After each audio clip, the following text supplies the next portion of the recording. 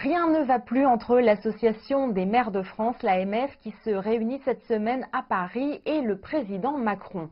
Il faut rappeler que ce 101e congrès s'est ouvert dans un contexte de revendications populaires qui dénonce en filigrane la rupture entre les élites et les classes moyennes, le fameux mouvement des Gilets jaunes. Et vous le disiez, le président français ne participera pas au rassemblement alors qu'il s'était engagé lors d'un discours l'année dernière devant ce même congrès à revenir chaque année. En contrepartie, le président a écrit à tous les élus une lettre de 4 pages qu'ont reçue lundi les maires des 36 000 villes et villages de France. Et c'est le Premier ministre Édouard Philippe qui se rendra sur place pour le discours de clôture.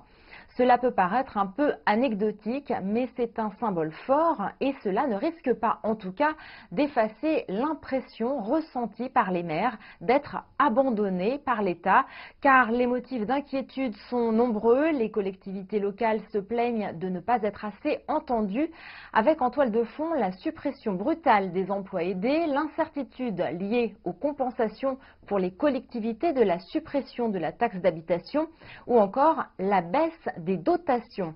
Cette impression des maires d'être abandonnés par l'exécutif est surtout vécue dans les plus petites communes rurales, ce qui représente une proportion importante, car il faut rappeler qu'un Français sur 2 habite dans une commune de moins de 10 000 habitants. Il faut ajouter à cela le chiffre record de démission des élus. Ils ont été 386 à quitter leurs fonctions depuis l'élection d'Emmanuel Macron, une tendance qui s'était déclarée dès 2014 et qui semble donc s'intensifier et qui témoigne du malaise ressenti. Le congrès reviendra durant 3 jours sur les grandes problématiques actuelles comme l'adaptation au changement climatique, la place des communes dans l'Europe, la place des femmes dans les exécutifs locaux ou encore les inégalités face à l'accès aux services essentiels de proximité.